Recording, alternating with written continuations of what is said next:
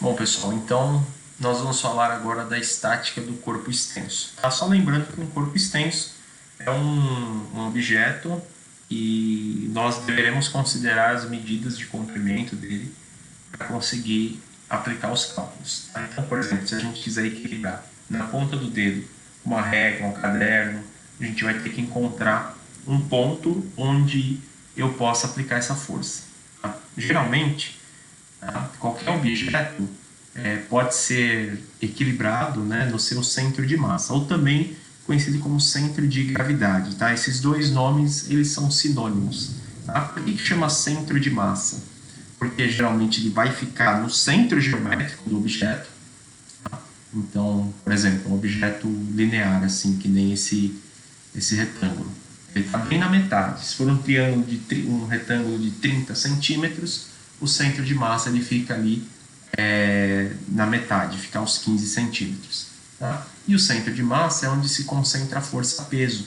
Tá? Então, se a gente imaginar um lápis, por exemplo, a gente vai equilibrar ele na ponta do dedo, na metade do lápis atua a força-peso. Para a gente deixar ele parado, a gente vai ter que cancelar essa força-peso colocando uma força embaixo dela. Tá? Só que acontece o seguinte, né? Todo o corpo, ele tem todo o corpo extenso, na verdade, né? Ele tem uma tendência em rotacionar, certo? Ele vai girar a partir de um ponto. Tá? O ponto, né? A capacidade desse corpo rotacionar, né? Por exemplo, se eu coloco um suporte aqui, ó, eu coloco meu dedo antes aqui do centro de massa, a tendência desse objeto é ele rotacionar para o lado do apoio. Tá? Para isso, a gente define uma grandeza chamada de torque. Tá? Então, o torque ele vai definir aí a capacidade que um corpo tem em rotacionar a partir de um ponto. Esse ponto, onde o objeto gira, a gente chama de pivô. Tá? A fórmula do torque, né, nós vamos representar a fórmula do torque como um T, né? Ele depende da força, certo? Da distância, e se a força ela não for se ela não for perpendicular aí ao ponto, né, de giro, ao ponto pivô, a gente vai precisar decompor essa força utilizando o seno do ângulo. Então a gente sempre vai imaginar uma força atuando assim, ó, no nosso ponto. Tá? Sempre perpendicular a ele. O ponto está aqui, ela vai formar um ângulo de 90 graus. Se esse ângulo for diferente de 90, a gente vai precisar considerar o seno, né, naquela decomposição vetorial que a gente fez. Tá? Então, só para a gente ter uma noção aqui do que é a grandeza torque. O torque depende da força e da distância.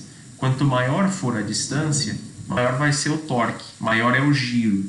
Tá? Então, isso aqui a gente explica, pessoal, por que a gente não consegue virar um parafuso quando a gente aperta ele bem próximo de onde está a chave. Aqui é a mesma coisa. Se eu tentar rotacionar essa porca aqui, ó, através dessa distância aqui pequena, ele não vai rotacionar. Tá? Então eu preciso aplicar uma força a uma distância considerável. Tá? O torque ele é medido em Newton vezes metro, tá? E ele vai ser útil para a gente definir aqui a condição de equilíbrio de corpos extensos. Tá? Agora, como as medidas interferem, a gente não vai poder considerar apenas a somatória das forças. Além das forças, os torques presentes também vão precisar ser zero. Tá? Vamos ver só um exemplo aqui desse cálculo para que a gente possa entender o conceito de torque. Então, eu tenho uma força de 120 newtons aplicada na extremidade de uma chave de fenda, tá? Cuja distância é de 30 centímetros, tá? Formando junto a ela um ângulo reto. Então, quando eu falo que se forma um ângulo reto, é um ângulo de 90 graus. A gente não vai precisar usar essa ideia de seno. Tá? Portanto, a fórmula que a gente precisa aplicar é essa aqui mesmo. Tá?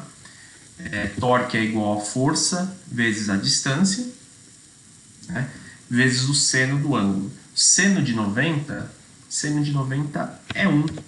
Tá? Então, isso aqui praticamente vai cair fora, vai ficar vezes 1.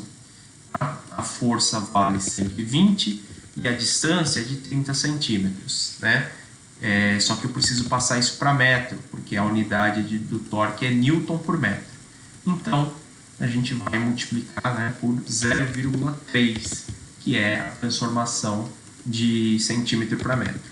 Então, 120 vezes 0,3 é a mesma coisa que a gente pegar, multiplicar por 3 e dividir por 10, né? Então, eu ficaria com 120 vezes 3, 360, dividido por 10, 36 Newton metro. Tá? Então, o que a gente percebe? Se essa força, se eu mantiver essa força fixa e eu variar a distância, né, se a distância for menor, esse torque se torna pequeno. Contrapartida, a gente não vai conseguir produzir o giro aqui no nosso objeto. Tá? Outra coisa que é importante, pessoal, é o sinal aqui do torque. Tá? A gente define o torque como positivo ou negativo, tá? Mediante ao giro que o objeto toma. Tá? Para conseguir definir o sinal do torque, a gente vai usar um princípio da física conhecido como regra da mão direita. Tá? Então, para a gente usar a regra da mão direita, você precisa apontar a sua mão direita, tá? Com o polegar para cima, por exemplo. O polegar está para cima, os seus outros dedos, tá? Eles vão indicar o sentido do giro. Então, quando o dedo está apontado, o dedão está apontado para cima, o giro, né, ele ocorre no sentido anti-horário ou no sentido contrário ao relógio, né? Quando o movimento ocorre no sentido anti-horário, certo? O dedão é positivo, tá para cima. Então, indica que o torque também é positivo. Tá? Portanto, o giro ele vai no sentido contrário ao que a gente espera. Se eu virar a mão para baixo, fazendo negativo, né, pondo o dedão para baixo, né, se eu invertesse essa figura aqui, ó, a gente vai perceber que o sentido passa a ser o mesmo sentido do relógio, né, o sentido horário. Tá? E aí o torque é considerado negativo. Ajuda a entender com essa imagem aqui. Tá? Se eu olhar para a força 1, o que eu estou fazendo com a minha chave? Eu estou girando ele assim, ó, tá?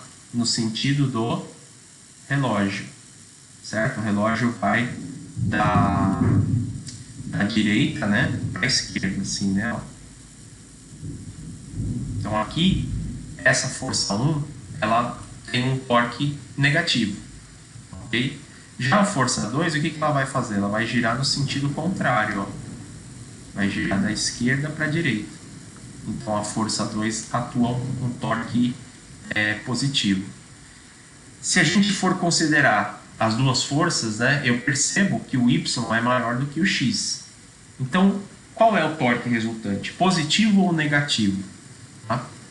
As forças provavelmente são de mesmo valor, mas como a distância entre elas é diferente, isso vai impactar que o torque resultante é um torque positivo. Tá? Nós temos um exemplo sobre isso. Tá? Nós temos duas forças, F1 e F2. É um exercício idêntico a essa aplicação que eu mostrei para vocês. Tá?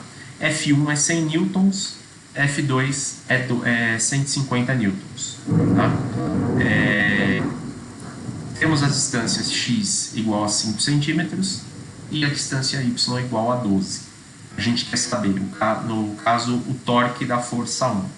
Tá? Então, pessoal, para a gente calcular o torque 1, vou ter que fazer o quê? F1 vezes a distância. Como aqui nós temos 100 newtons, vou multiplicar 100 por 0,05, que é a minha distância em centímetros. Tá? Então, multiplicando 100 por 0,05, isso me dá um torque de 5 newtons metro. Só que agora eu vou ter que olhar o sinal, né, desse torque. Porque o que nós percebemos? Que o F1 vai girar a porca ali, né, no sentido horário. Portanto, como é no sentido horário, a gente vai considerar esse sinal aqui como negativo. Tá? O torque da força 2 vai ser F2 vezes D2, que me dá 120, 150 vezes 0,12, né? Passando essa força essa distância de 12 centímetros para metro, fica com 0,12. Então, multiplicando por 150, isso me dá um torque de 18 Newton por metro. Olhando o F2, né, ele produz o torque no sentido anti-horário. Então, está correto pensar que esse torque aqui é positivo. Agora eu vou chamar de TR o torque resultante, que seria a somatória de todos os torques. Então eu tenho 18 mais menos 5, eu tenho um torque resultante de 13 Newton metro. Então eu posso pensar que o sentido de rotação da chave é o sentido anti-horário, porque o meu torque resultante, o meu giro resultante é para cá, tá? No sentido anti-horário. Por isso que a gente consegue classificar dessa maneira.